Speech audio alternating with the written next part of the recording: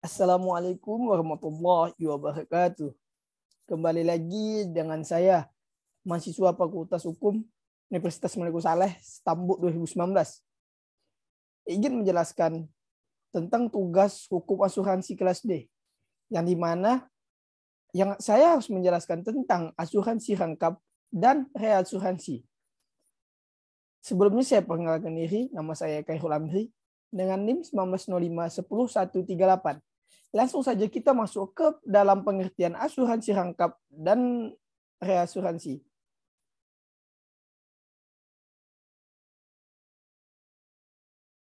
Asuransi rangkap. Perjanjian asuransi memiliki sifat yang khusus dan unik. Dalam arti manfaat asuransi itu baru akan terlihat di masa yang akan datang ketika terjadi pembayaran atas kerugian yang timbul terhadap objek yang resikonya dipertanggungkan. Asuransi terjadi sejak tercapainya kesepakatan antara tertanggung dan penanggung. Kemudian kesepakatan tersebut dibuat dalam bentuk akta yang disebut polis.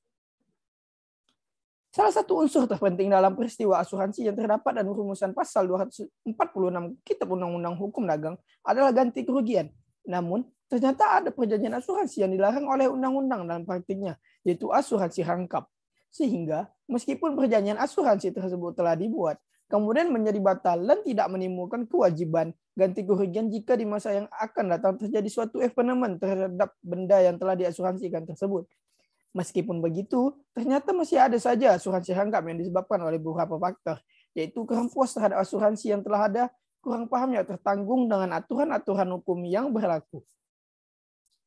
Asuransi rangkap tidak disebut secara eksplisit dalam KUHD, namun dapat dilihat ketentuan mengenai asuransi ini dalam pasal 252 KUHD yang berbunyi, kecuali dalam hal yang ditentukan oleh undang-undang, tidak boleh diadakan asuransi kedua untuk waktu yang sama dan untuk event yang sama atas benda yang sudah diasuransikan dengan nilai penuh, dengan ancaman asuransi yang kedua tersebut batal.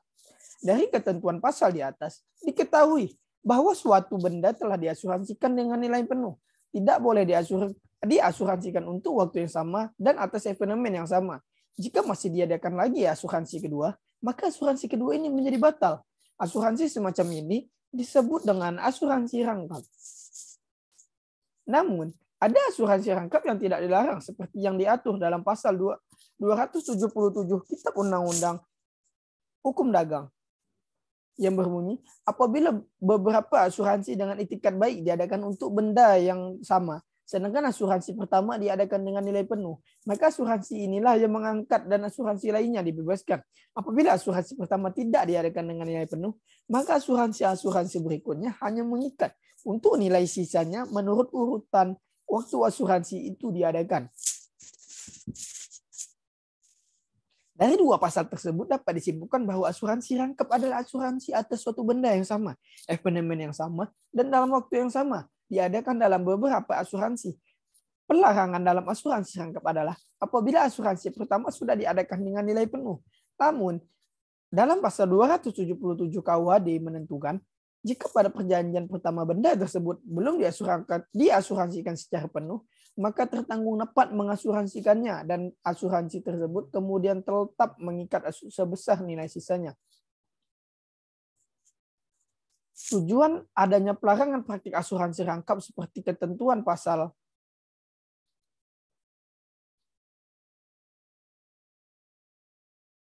252 KUHD adalah untuk mencegah jangan sampai tertanggung memperoleh ganti kerugian melebihi untuk mengetahui. Saya ulangi, tujuan adanya pelarangan praktik asuransi rangkap seperti ketentuan pasal 252 KUHD adalah untuk mencegah jangan sampai tertanggung memperoleh ganti kerugian melebihi nilai benda sesungguhnya sehingga melanggar asas keseimbangan. Untuk mengetahui apakah ada asuransi rangkap atau tidak adalah ketika terjadi event yang menimbulkan kerugian, bukan pada waktu asuransi kedua itu diadakan. 1. Dalam hal terjadinya asuransi rangkap yang dilarang sesuai ketentuan pasal 252 KUHD, maka penanggung pada perjanjian asuransi yang pertama dengan nilai asuransi penuhlah yang berkewajiban membayar ganti rugi dalam hal terjadi event. Sedangkan perjanjian asuransi berikutnya dianggap batal dan penanggung pada perjanjian ini terbebas dari kewajiban membayar ganti rugi. 2. Pada perjanjian asuransi rangkap sesuai dengan ketentuan pasal 277, 278, 279 KUHD, maka tanggung jawab para penanggung Dalam hal terjadi event yang menimbulkan kerugian, dilakukan secara berimbang sesuai dengan nilai yang telah diperjanjikan. Dalam asuransi rangkap, sesuai pasal 277 KUHD, apabila pembayaran ganti kerugian telah dilakukan secara penuh sesuai nilai kerugian, maka penanggung berikutnya dibebaskan. Tanggung jawab penanggung itu berlaku untuk jumlah selebihnya menurut urutannya. Tadi sedikit penjelasan yang telah saya jelaskan tentang asuransi rangkap. Masuk saja kita yang tentang apa itu reasuransi. Apa ini maksud dengan reasuransi? Reasuransi ada asuransinya perusahaan asuransi.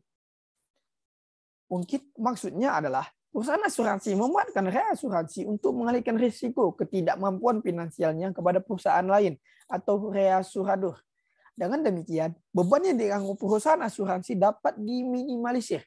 Secara sederhana, pengertian asuransi berarti perusahaan asuransi dapat melindungi aset dan keuangannya dari kerugian akibat pembayaran klaim kepada nasabah.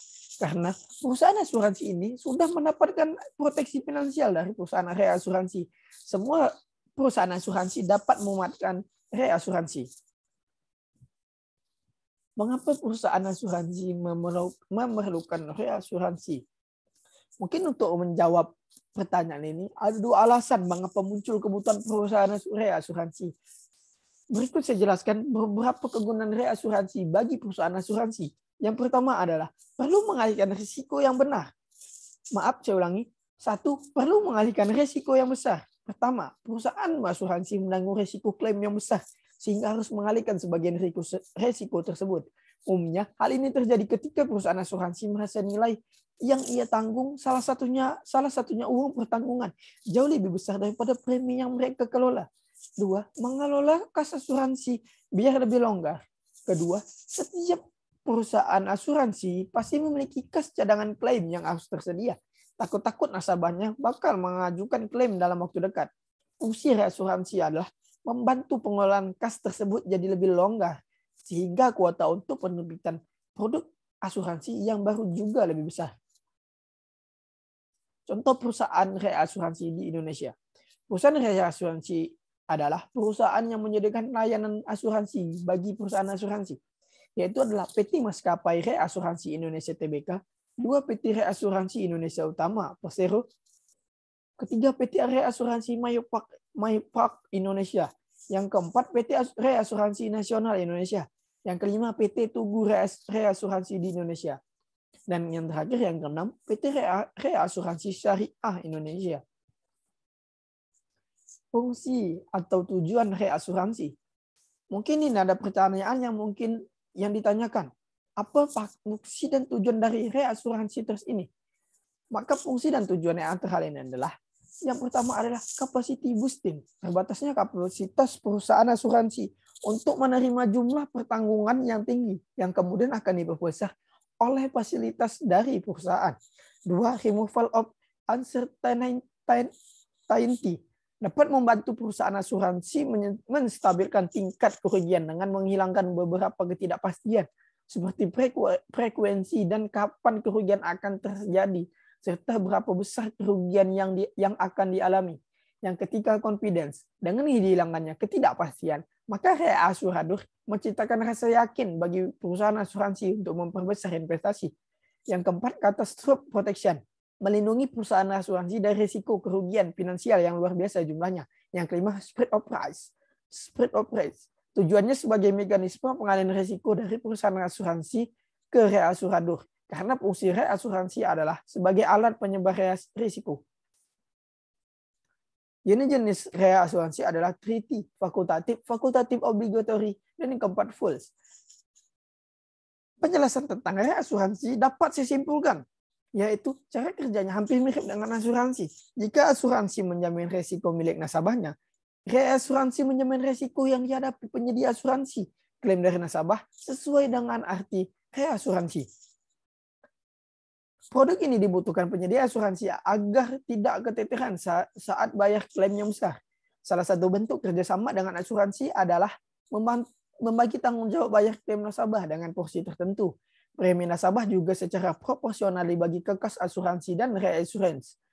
Dan yang terakhir yang dapat saya simpulkan, berdasarkan undang-undang, satu perusahaan nggak boleh atau tidak boleh dilarang menjalankan bisnis reassurance dan asuransi secara sekaligus. Mungkin sedikit penjelasan tentang asuransi rangkap dan reasuransi. Mungkin dapat dipahami. Saya Khairul Amri, pamit undur diri. Saya ucapkan terima kasih. Saya tutup. Wal bilu topik wazayah. Wassalamualaikum warahmatullahi wabarakatuh.